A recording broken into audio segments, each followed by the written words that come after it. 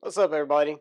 Today we got a 2016 Tahoe sent in for a misfire, and I'm gonna do this a little different than my other videos. I'm gonna do this kind of in real time to figure out what's wrong with this misfire. And as you can see, our engine code is basically just a P0300, so kind of just saying it's a random misfire. But if we go all the way down to the OBD section, it actually tells us it's a cylinder number 7.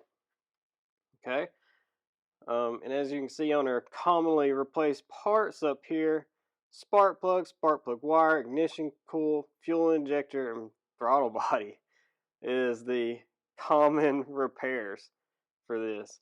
So let's first crank it up and verify that we've got an issue.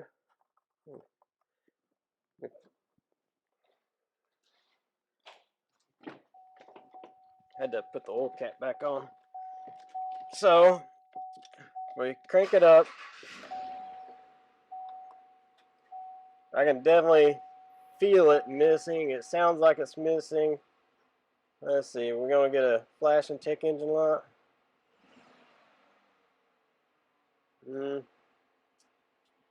No, no flash and check engine light, but it's definitely misfiring. Yeah, I probably won't be able to see the engine shaking, but okay. So what do you want to do first? Well, a relative compression test, of course, to rule out mechanical or electrical. So let's go to our scan tool. We're going to go over to scope, lab scope.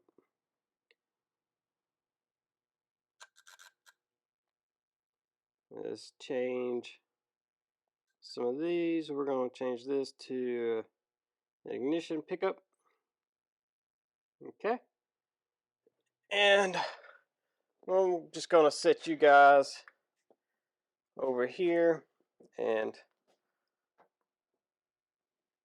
kind of get things set up a little bit.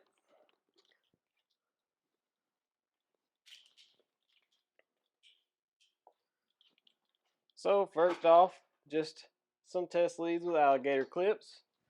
I'm going to put them over here on the battery.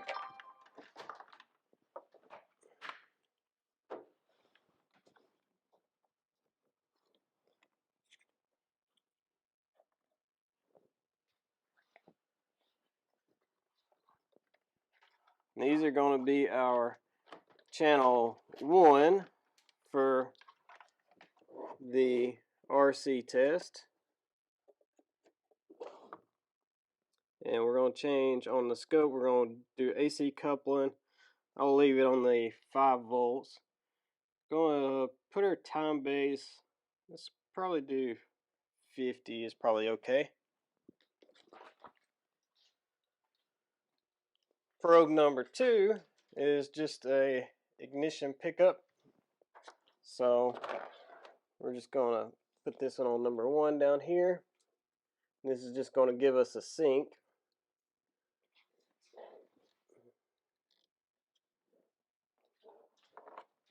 And that's going to go into channel 2.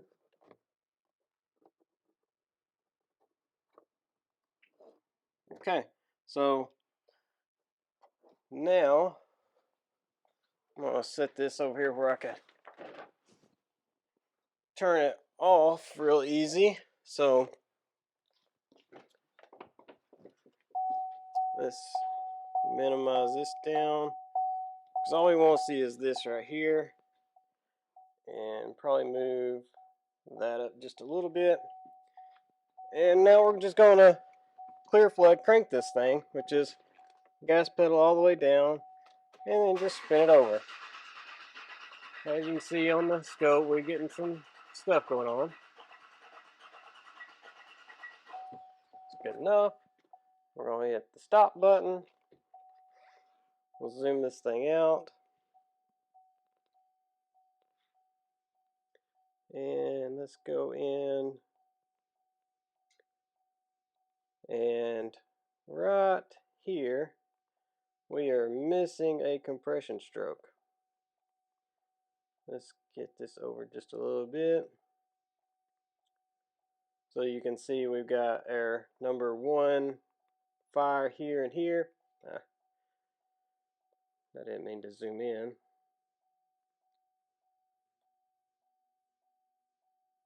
Come on. There we go. So we got our number 1 fire here and then here. So we've got a voltage pull down. So that would be compression for 1. What's the firing order? I got it pulled up on my phone, so most of you guys probably know the firing order. So 187. So there was 1, 8, 1, 8, missing number 7. So that's number 7, low compression, okay, or missing compression. That basically tells us mechanical. It could be cylinder wash, yes. So a follow-up that I like to do is, since we know it's mechanical and it's low compression, I need to know where the compression's going. Is it even attempting compression? So I go in cylinder with a WPS and basically look at piston movement and valve movement and stuff like that. So let me get that out, that spark plug out. We'll do this again with a WPS in there. So just gonna leave y'all sitting there.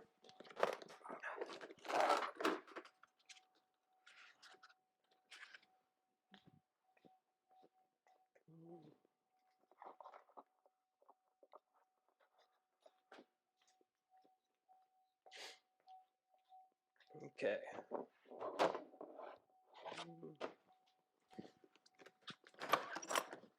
Let me get all my WPS stuff. Like I say, we're doing this pretty much real time here. Well, y'all can kind of see how long this takes. Okay.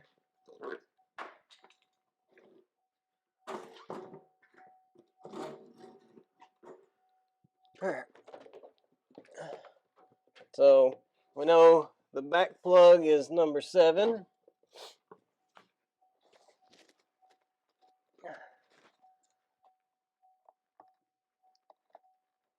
Come off of there.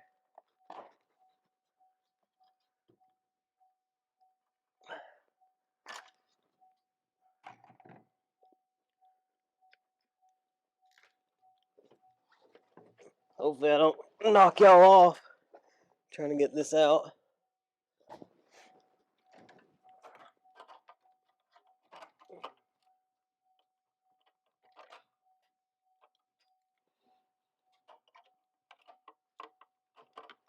Come on.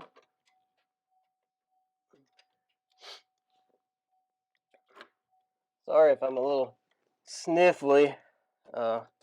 We've had some drastic weather changing past few days, and it almost always makes me not really have a cold, but sets off my sinuses, gives me a stuffy nose and sneezing and crap.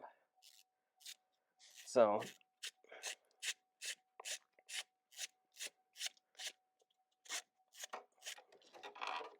okay. So got that out. The plug is wet. So I'm not sure if y'all will be able to see that or not. It is wet. It smells like gas. Okay. So we could be dealing with cylinder wash, possibly.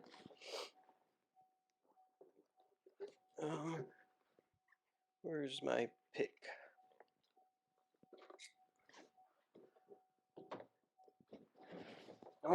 to unplug that coil so that it's not firing.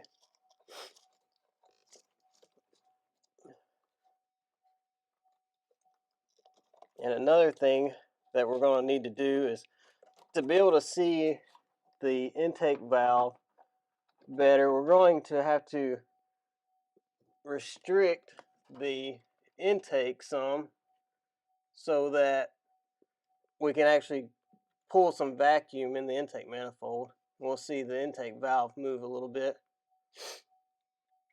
And there's a couple ways you could do it.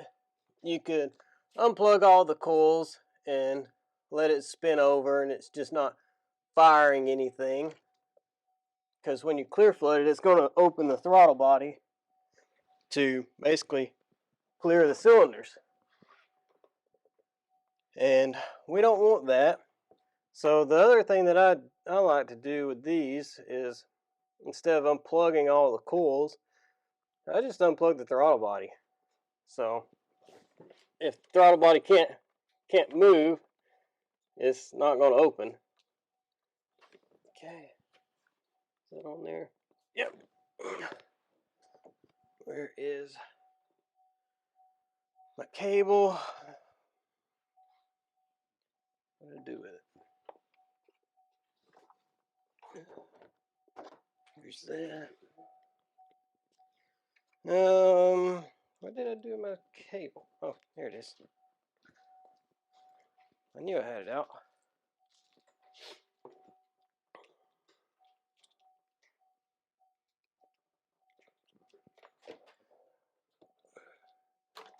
So I've just got a BNC adapter here to use on the snap-on.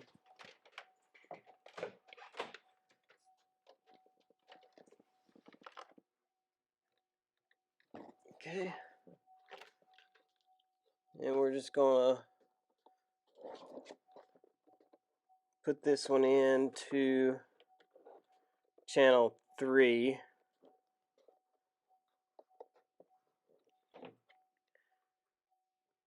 Let's add channel 3 in here on our scope.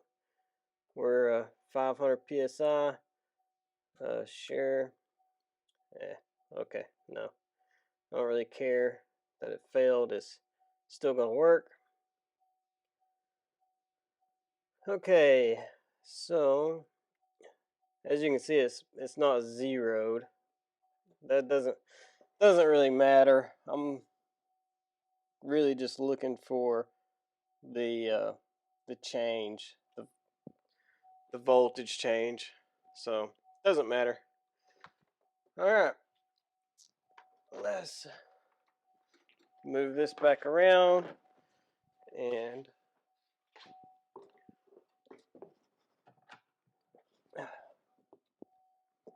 like I said, I just like to unplug the throttle body to make us pull some vacuum in the intake manifold.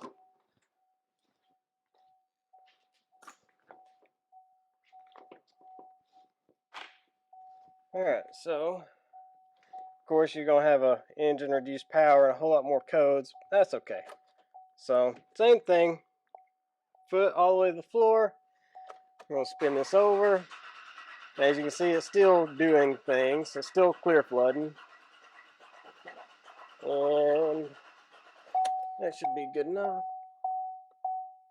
So stop that, zoom that out. Get that key out of there. Okay, so as you can see, get back out just a little bit. This one's a little noisy, but I can tell that we don't have an intake opening just from this. I don't know why that's so noisy.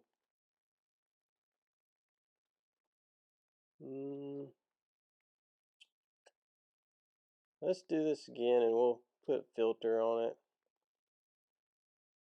Actually, let's just change this to a test lead probe. And I think 5 volts is fine. So we'll do that. Let's do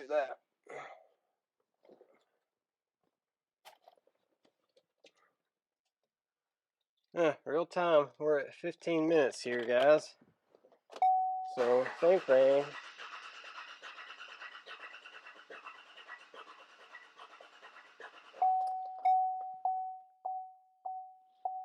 Let's see, I might have to change my voltage scale again.